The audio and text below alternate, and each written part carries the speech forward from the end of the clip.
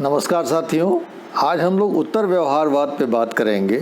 और इसके पहले हम लोग व्यवहारवाद पे चर्चा ऑलरेडी कर चुके हैं और बहुत दिनों से इस पर विचार हो रहा था कि उत्तर व्यवहारवाद पे भी चर्चा होनी चाहिए। आज इस बात को समझने की ज़रूरत है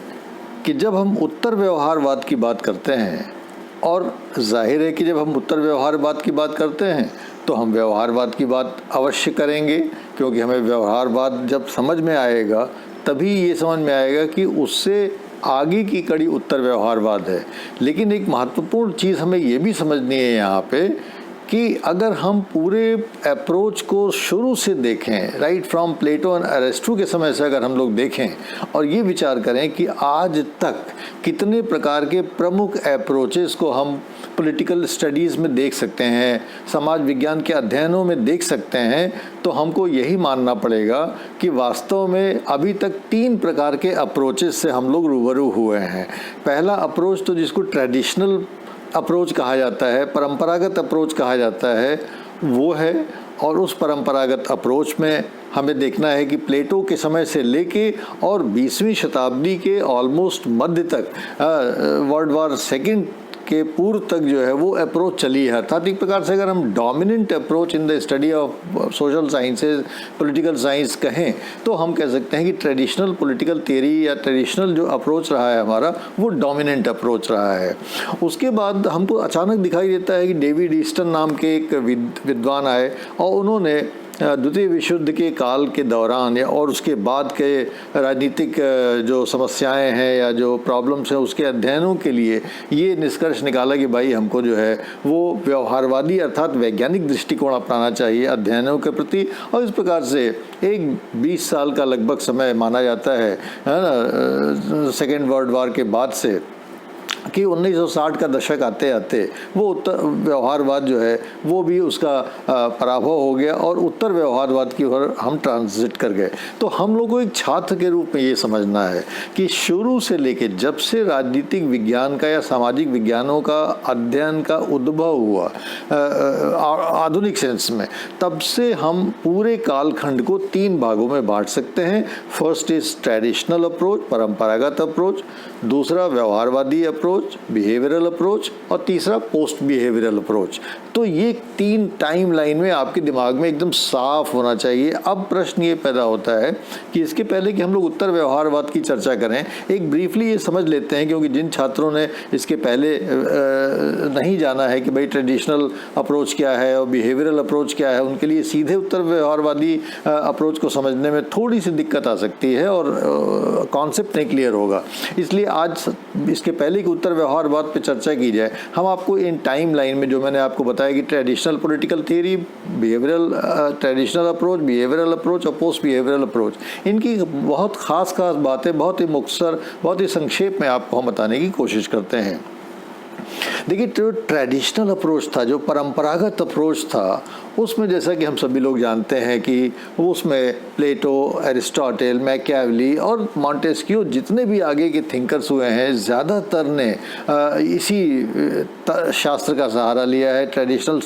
ढंग का सहारा लिया है। और ट्रेडिशनल अप्रोच में देखिए होता क्या था कि ट्रेडिशनल अप्रोच में तर्क का प्रयोग करके और एक प्रकार से अपने इंट्यूशन का, अंतर्ज्ञान का प्रयोग करके, कभी कभी हमारी जो अपनी समझ डेवलप होती है उसका प्रयोग करके हम लोग किसी भी समस्या के समाधान के बारे में पहुंचने की कोशिश करते हैं। और जितने भी वैज्ञानिक राजनीतिक चिंतक हुए हैं, उन्होंने इसी प्रकार का प्रयोग करके ज़्यादातर ने अपने समझ को राजनीतिक समस्याओं के समाधान के लिए प्रयोग करने की कोशिश किया है। इसमें जो ख़ास बात हमें ध्यान में रखनी है वो ये है कि इसका जो समाधान विद्वानों ने प्रस्तुत किया है उसमें मूल्य का बहुत महत्व हुआ करता था, अर्थात वैल्यूज़ का बहुत महत्व हुआ करता था। जैसे कि बचपन में हम लोग को तमाम वैल्यूज़ दिखाए जाते हैं कि सत्य बोलिए, दूसरों पे दया करिए, झूठ मत बोलिए, है ना, परोपकार करिए, वगैरह वगैरह तमाम मूल्य हम लोगों को सिखाए जाते हैं बचपन में, और उन मूल्यों का हम जीवन में लेके आगे बढ़ते हैं। कितना उसका प्रयोग करते हैं, कितना नहीं करते, वो एक दूसरी चीज़ है, लेकिन हमको मूल्य दिए जाते हैं कि उन्हीं मूल्यों के आधार पे आपको जीवन में आगे बढ़ना है। तो जब उन मूल्यों के साथ हम जीते हैं तो उन्हीं मूल्यों को सामने रख के हम अपने आने वाली समस्याओं का समाधान करते हैं। जो भी समस्याएं हमको जीवन में दिखाई देती हैं उन समस्याओं का हम उसी मूल्यों के अनुसार समाधान करते हैं। तो जितने भी पॉलिटिकल थिंकर्स हुए हैं, जितने भी पॉलिटिकल थियरिस्ट हुए हैं, जितने भी राजनीतिक चिंतक हुए हैं, उन सभी ने इन्हीं मूल्यों को आधार बना के राजनीतिक समस्याओं के समाधान प्रस्तावित किए। ये जाहिर है कि आत्मपरक होता है, सब्जेक्टिव होता है और इसीलिए ये भिन्न होता रहा है। एक विद्वान दूसरे विद्वान से भिन्न भिन्न समस्याओं के समाधान देते रहे हैं। अचानक जब युद्ध हुए, प्रथम विश्व युद्ध हुआ, द्वितीय विश्व युद्ध हुआ, उस समय अमेरिका में ख़ास तौर से विद्वानों का एक ग्रुप था जिसमें डेविड ईस्टर्न ने, जिसके लीडर थे रॉबर्ट डाल, ग्रामोन वालास, हेराल्ड लासवेल, ये और उनके साथ जो लोग जुड़े हुए थे, इन तमाम लोगों ने और विशेष रूप से डेविड ईस्टर्न ने एक दृष्टिकोण प्रतिपादित किया अमेरिकन पॉलिटिकल साइंस एसोसिएशन के बैनर के तहत। और उन्होंने ये कहा कि भाई जो समस्याओं से हम जूझते हैं उन समस्याओं को पहले हम समझें तो कि वो समस्याओं के स्वरूप क्या हैं, व्हाट इज। अर्थात पहले जो ट्रेडिशनल पॉलिटिकल थियरी में था वो ये था कि क्या होना चाहिए। हम समस्याओं के समाधान प्रस्तावित करते थे कि ये होना चाहिए, ये होना चाहिए। हमारे सामने जब भी सब कोई समस्या आती है तो हम क्या सोचते हैं, हम यही सोचते हैं कि भाई समस्या क्या समाधान होना चाहिए, what ought to be done.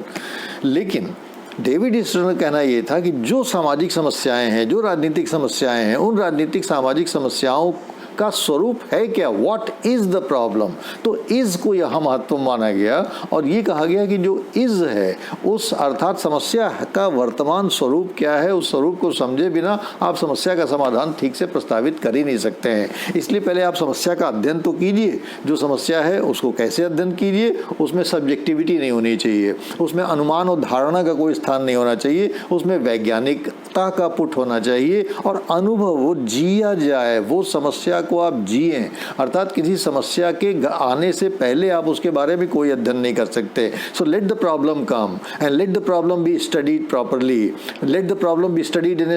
in a participative manner, in an empirical manner, in a scientific manner, और तब समस्या का समाधान, हम समस्या को स्वरूप समझ के तब समस्या के बारे में कोई समाधान प्रस्तावित कर सकते हैं। समस्या के वर्तमान स्वरूप के अध्ययन पर इसमें विशेष बल दिया गया और ये कहा गया कि नॉर्मेटिव जो जजमेंट्स हैं वो हम लेना छोड़ दें और वैल्यू फ्री जजमेंट्स लें। तो जो ट्रेडिशनल पॉलिटिकल थियरी थी उसमें वैल्यूज़ का बहुत महत्व था कि वैल्यूज़ को सामने रख के ही कोई निर्णय प्रस्तावित किए जाते थे या कोई समाधान प्रस्तावित किए जाते थे। जो बिहेवियरल पॉलिटिकल साइंस है, व्यवहारवादी अप्रोच है पॉलिटिकल साइंस में, वो ये कहता है कि नहीं जी, हम मूल्यों को सामने रख के नहीं, हम तो वर्तमान में जिएंगे, समस्याओं के साथ रूबरू होंगे, समस्याओं का व्यावहारिक अनुभाविक अध्ययन प्राप्त करेंगे और उससे निष्कर्ष निकालेंगे कि समस्या का स्वरूप क्या है और उससे फिर हम आगे का समाधान प्रस्तावित करेंगे।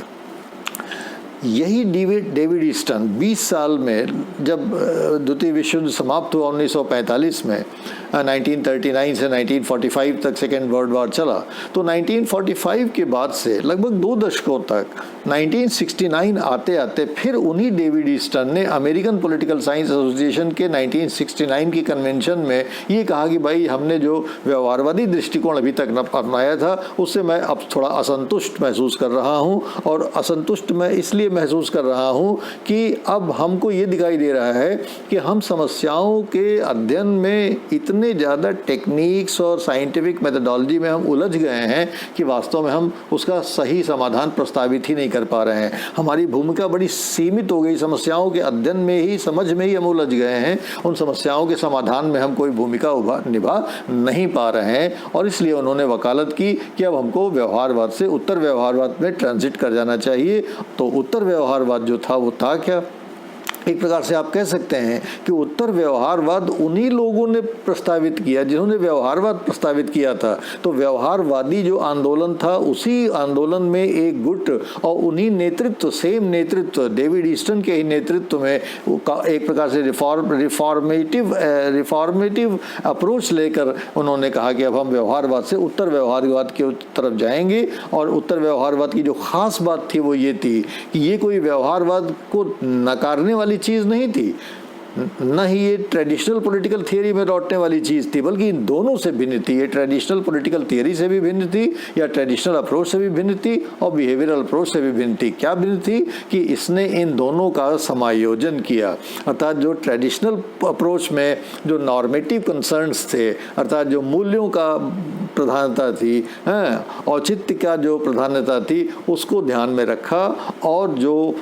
बिहेवियरल अप्रोच में जो वैज्ञानिक विधियों का महत्व था उसको भी अपने सामने रखा, और दोनों का समागम करके पोस्ट बिहेवियरल एक अप्रोच डेवलप करने की कोशिश की। तो ये जो post behavioural approach David Easton ने 1969 में अमेरिकन पॉलिटिकल साइंस एसोसिएशन में शुरू किया,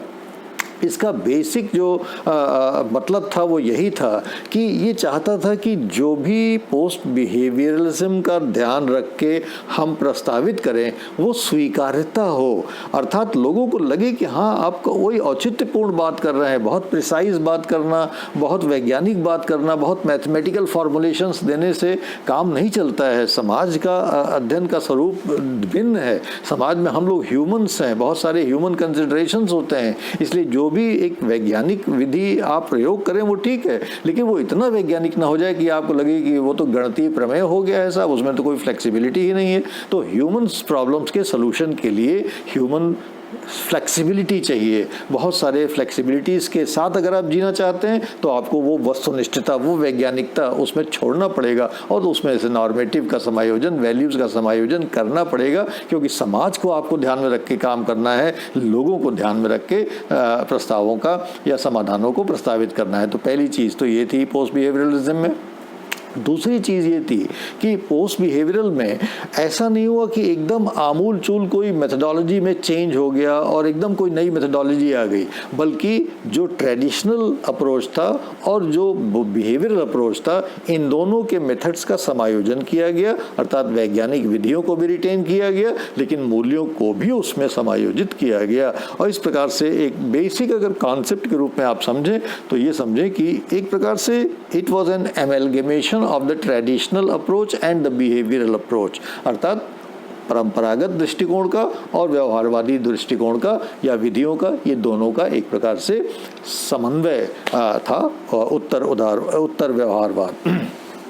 तीसरी चीज़ जो हमें ध्यान रखनी है वो ये रखनी है कि उत्तर व्यवहार चूंकि एक रिफॉर्मेटिव मूवमेंट था व्यवहारवाद का, इसलिए बहुत सारी चीज़ें जो व्यवहारवाद की थी वो सारी की सारी उत्तर व्यवहारवाद में ट्रांजिट हो गई। केवल एम्फेसिस का डिफरेंस था, जैसे कि मीन्स, जैसे साइंटिफिक मेथड्स हैं, साइंटिफिक मेथड्स में क्या है कि इसमें व्यवहारवाद में बहुत ज़्यादा एम्फेसिस है ना, बहुत ज़्यादा ऑब्जेक्टिव होने की, वैल्यू न्यूट्रल होने की आवश्यकता महसूस हो रही है। उत्तर व्यवहारवाद में उतना एम्फेसिस नहीं है, उसमें सब्सटेंस ऑफ पॉलिटिक्स पे ज़्यादा, रेलेवेंस पे ज़्यादा, औचित्य पे ज़्यादा, चेंज पे ज़्यादा, समाधान पे ज़्यादा बल है। ठीक है, टेक्नोलॉजी भी साथ में चल रही है, उसमें वो भी चल रहा है, मेथडोलॉजी भी चल रही है, लेकिन ये जो एम्फेसिस है वो केवल मेथड्स पे नहीं है, वो टेक्निक्स पे नहीं है, वो साइंस पे नहीं है, बल्कि वो सब्सटेंस पे भी है, वो रेलेवेंस पे भी है। जो अगली चीज़ इसमें महत्व है वो ये है कि जो उत्तर व्यवहारवाद था वो उत्तर व्यवहार समस्याओं को वास्तविकता में समाधान करके उसका एक परिवर्तित स्वरूप चाहता था कि समस्याओं का स्वरूप बदले, क्योंकि ऐसे बहुत सारे देश थे जहाँ पे कि समस्याओं के स्वरूप बड़े विकराल थे और अलग अलग उनकी सब परिस्थितियाँ थीं। इसलिए हर देश काल परिस्थिति का ध्यान में रखते हुए उत्तर व्यवहारवाद ये चाहता था कि हर देश अपनी समस्याओं के अपने ढंग से समाधान को प्रस्तावित करे। कोई universalization of problem solving device नहीं बनाई गई। उत्तर व्यवहारवाद में ये कहा गया कि सब देश अपने अपनी समस्याओं का अपने अपने ढंग से समाधान करें, और इसीलिए इसमें थोड़ा सा हमको फ्लेक्सिबिलिटी दिखाई देती है। और उत्तर व्यवहारवाद का अगर मूल रूप से एसेंस कहा जाए आपसे कि भाई क्या क्या उत्तर व्यवहारवाद में, तो आपको इसमें औचित्यपूर्ण दिखाई देता है, एक्शन दिखाई देता है और वैल्यूज़ दिखाई देता है। अर्थात रेलेवेंस, एक्शन और वैल्यूज़, औचित्यपूर्णता और कि एक प्रकार से एक्शन, अर्थात आपको एक एक्शन एक्ट करना पड़ेगा, काम करना पड़ेगा, और मूल्यों को भी महत्व देना पड़ेगा। अब जरा हम इसका नेचर देखते हैं कि जो उत्तर व्यवहारवाद का नेचर है वो नेचर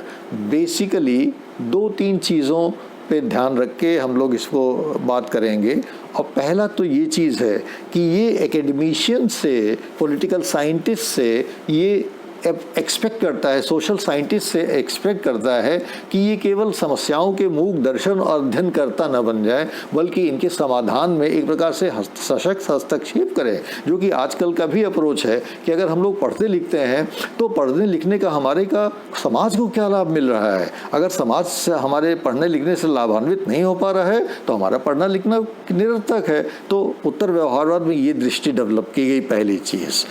दूसरी चीज़ कि उत्तर व्यवहारवाद केवल एक पॉलिटिकल साइंस का सबसेट नहीं था कि साहब हमको बहुत ही मेथोडोलॉजिकल सोफिस्टिकेशन करना है अपने अध्ययन का, बल्कि ये एक इंटेलेक्चुअल टेंडेंसी थी कि प्रॉब्लम को जैसे प्लेटो और अरिस्टोटल ने समझने की कोशिश किया था, या उसके बाद के बहुत सारे विचारकों ने समझने का कोशिश किया था, जो उनकी मेथोडोलॉजी थी, जो फिलॉसफी थी, उसी ढंग से हम अपने मस्तिष्क का, विवेक का प्रयोग करके अपनी समस्याओं को समझने का प्रयास करेंगे। उसमें हम एम्पिरिकल स्टडीज़ का भी सपोर्ट लेंगे। तो इसमें हमको एक थ्योरेटिकल और एम्पिरिकल का कॉम्बिनेशन भी दिखाई देता है, जो इसकी दूसरी अहम खास बात है।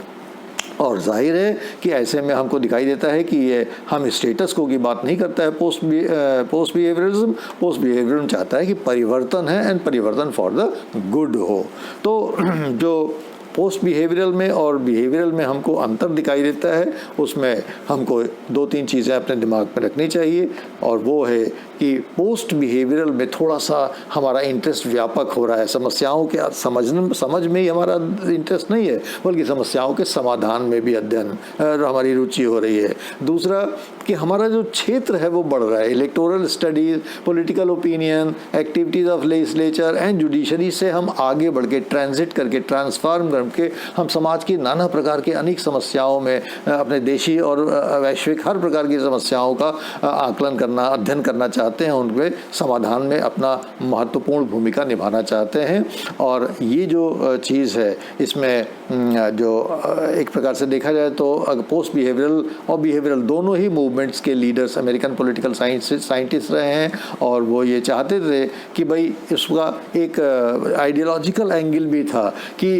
मार्क्सिज्म का डोमिनेंस पूरे वर्ल्ड में एक प्रकार से हो रहा था, स्वीकार्यता मार्क्सिज्म की बढ़ रही थी, और उसकी काउंटर करने के लिए एक प्रकार की स्ट्रेटजी आप देख सकते हैं कि ये जो पोस्ट बिहेवियरिज्म था, ये मार्क्सियन इन्फ्लुएंस को काउंटर करने के लिए, और ख़ास तौर से जब यूएसएसआर का कोलैप्स हुआ है 90s में, तो उनको एक अवसर मिल गया दिखाने के लिए कि भाई हम post behavioural can be counter to the Marxian influence. अर्थात पोस्ट बिहेवियरल, जैसे मार्क्स कहता है कि हम अपनी समस्याओं के समाधान के लिए एक आपको प्रारूप देते हैं, एक आइडियोलॉजी देते हैं जिसको कम्युनिस्ट आइडियोलॉजी कहा जाता है। उसी प्रकार से जो अमेरिकन पॉलिटिकल साइंटिस्ट एसोसिएशन था, उसके जो लीडरान थे, उसके जो ग्रुप थे, उन्होंने कहा कि हम वर्ल्ड को पोस्ट बिहेवियरल मॉडल देते हैं समस्याओं के अध्ययन और समाधान के लिए। तो एक प्रकार से ये काउंटर भी था।